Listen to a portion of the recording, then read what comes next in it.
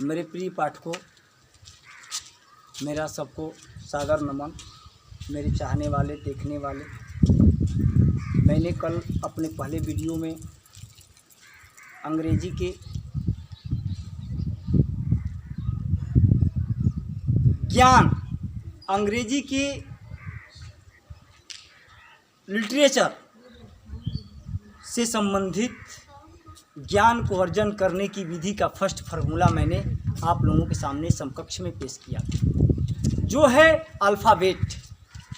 Alphabet में मैंने कल ही बताया था कि इसमें there are 26 letter in English alphabet. इसमें 26 में 5 आप लिख भी सकते हैं, 5 AEIOU, यानी AEIOU को मैंने बताया था। मैंने इसको बताया था वॉवेल्स। W और Y को हमने क्या बताया था?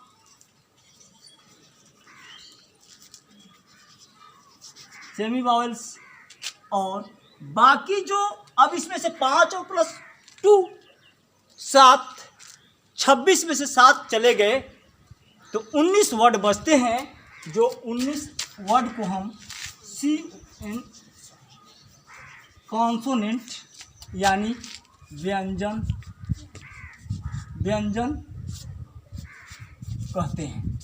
इसको हम स्वर बोलते हैं और इसको अर्ध स्वर बोलते हैं। अब यह जो है बात, हम साहब इसको पढ़े क्यों? इसको हम अल्फ़ाबेट के शब्द के विषय में क्यों जानकारी लें?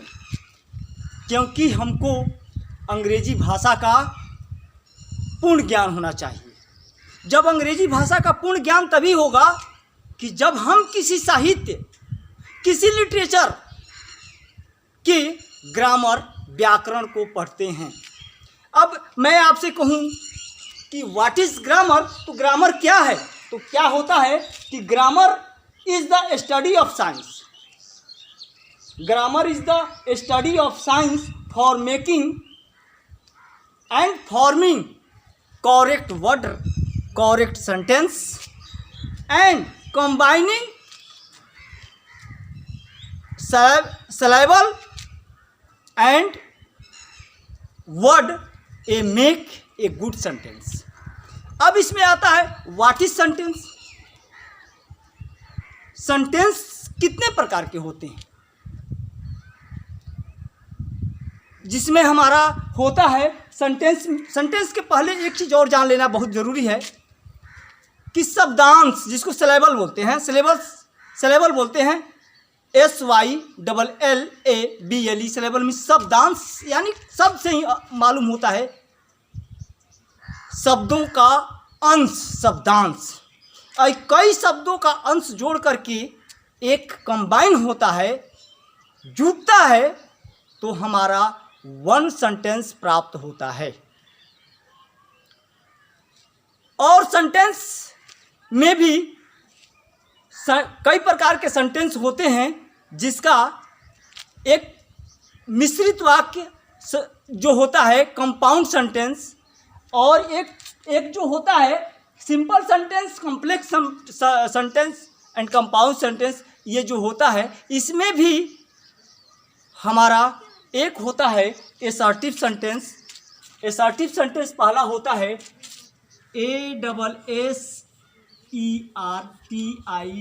Assertive sentence.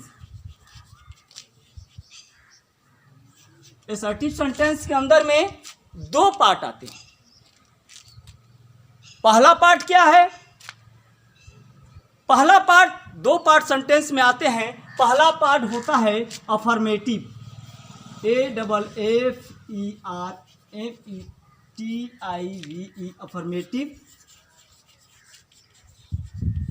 Affirmative sentence. और होता है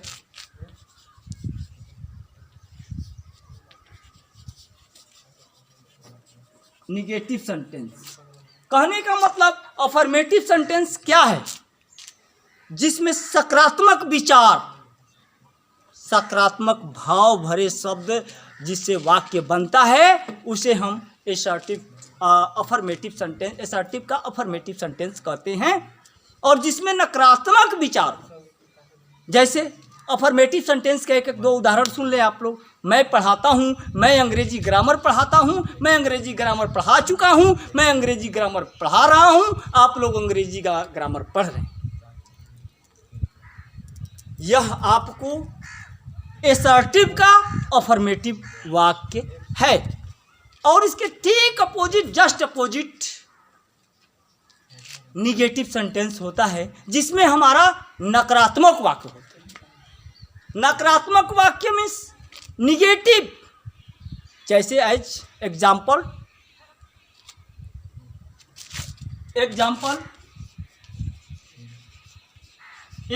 में क्या होगा? मैं बाजार नहीं जा रहा हूँ, मैं बाजार नहीं गया था, मैं बाजार नहीं जाऊंगा।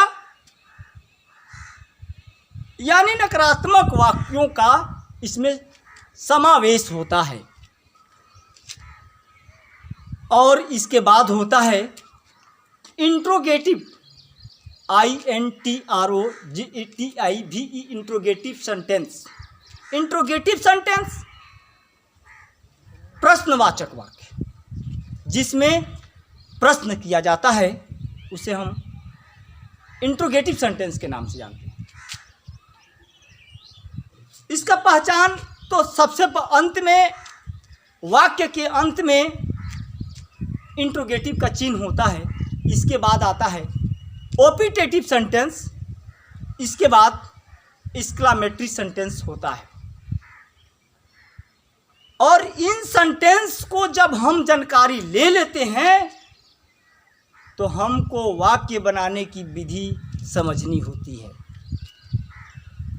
और मैं यह बताना चाहता हूँ कि यह शब्द एक वाक्य, जैसे मैं आपसे कहूँ कि एक वाक्य में सभी प्रकार के वाक्य होते हैं। जैसे मैं कहूँ राम जाता है, तो इसमें सकारात्मक वाक्य है कि राम जाता है।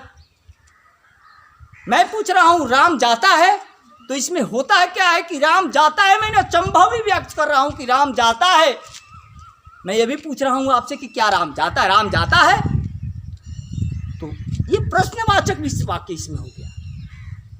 इसमें कई तरह के आते हैं। नेक्स्ट वीडियो में मैं आप लोगों के समक्ष में,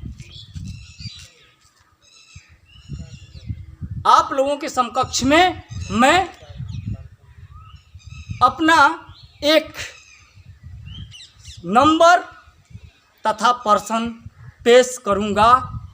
थैंक यू, धन्यवाद। अगर यह पढ़ाई आपको पसंद पड़ी हो तो आपके ऊपर इच्छा है करना या न करना। थैंक यू, धन्यवाद। Best blog with you, may you be live long. Thank you, धन्यवाद।